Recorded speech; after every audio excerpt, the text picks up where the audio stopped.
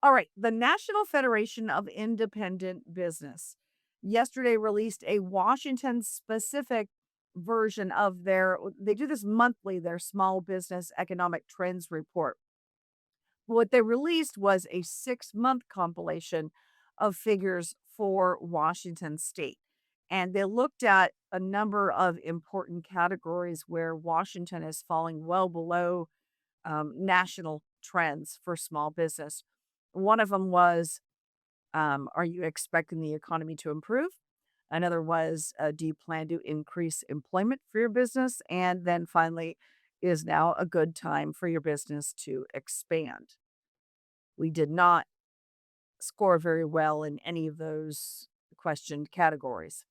So, in an interview today that I had with Patrick Connor, state director here in Washington for the National Federation of Independent Business, NFIB, he said the results he hopes will be a wake up call for Olympia lawmakers whose policies NFIB blames for crushing Washington business. Our state's average minimum wage is the highest in the country. So when you start with a base wage that is higher than most everyone else in the country, that puts you at a competitive disadvantage. Add on to it that we are an outlier when it comes to the benefits paid and the premiums or taxes collected from employers for things like unemployment insurance and workers' compensation.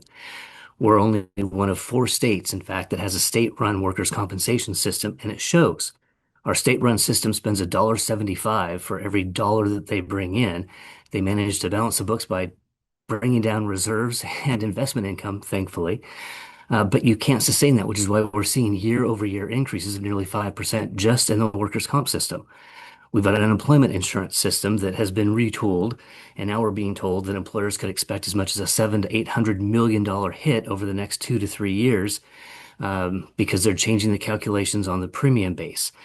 Add to that, we've got a paid family medical leave program, which, while very popular, is terribly expensive. We are about to hit the cap on the premiums or the taxes that are assessed on employers and workers alike. We've just launched the Washington Cares program, another tax on workers, and soon we'll have the Washington Saves program, which, while well intended, will take more dollars, perhaps 5% on average, out of workers' paychecks to put it into a mandatory retirement savings account. So every time you turn around, the state is asking small employers to do more, to pay more, and it makes it difficult then for them to invest in their workers, to invest in their business, and to do a better job of being able to expand their operations and serve their customer base. Now, among the NFIB findings here in Washington for, members basically saying, I can't expand, I can't add new employees, I might have to shut down my business. Labor costs dramatically worse here in Washington state than in the US overall, um, with more than twice as many of the respondents saying that this is their top problem. Apparently, the last time the NFIB took this survey of Washington small businesses, 9% said that those employee costs were their top concern. Now it's 19% saying that is their top concern.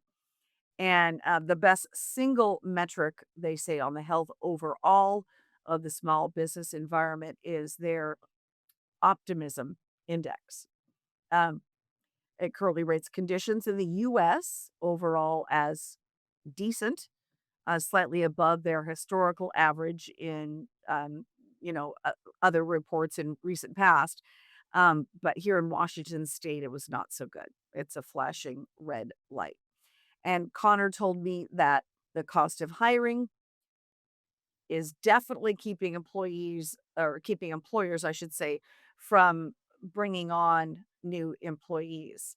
And they're hearing and seeing from their members how bad it really is. As he put it, I'll read this quote you shared with me. The millionaire's tax is just adding bitter frosting onto a terrible cake when it comes to our state's economy and job creation. You can go to any downtown core in any city or town in the state, and you will find probably not just one, but several empty storefronts. That's not a coincidence. That's a result of the bad economic decision making coming out of Olympia on a regular basis. I mean, the fact that we had a millionaire's tax enacted this year on top of the state's largest $9.5 billion package of taxes just in 2025 is astounding.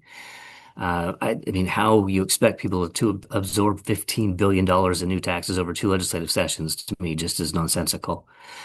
Um, we will continue to see more and more vacant storefronts. You're going to see fewer small businesses because they are going to look elsewhere.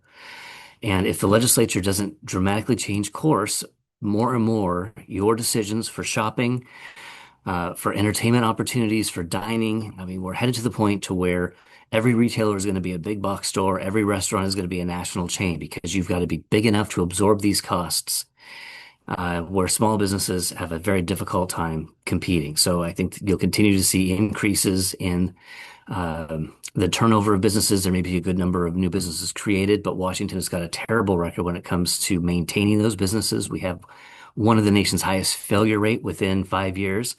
That situation is getting worse. It's not getting better. And bad decision making from Olympia, from the people who've been making these same decisions now for nearly a decade or longer when you talk about the governor's office, is driving our small business economy down the drain. So, in the Small Business Economic Report for winter 2026, NFIB noted that Washington's unemployment rate is at 5.1%. That is well above the national average. In fact, ranks us 45th among all US states. So, not a glowing outlook. And again, NFIB is hoping that Washington policymakers, majority Democrats, will be paying attention and perhaps pivot, make some changes for the coming legislative session, and give them a break.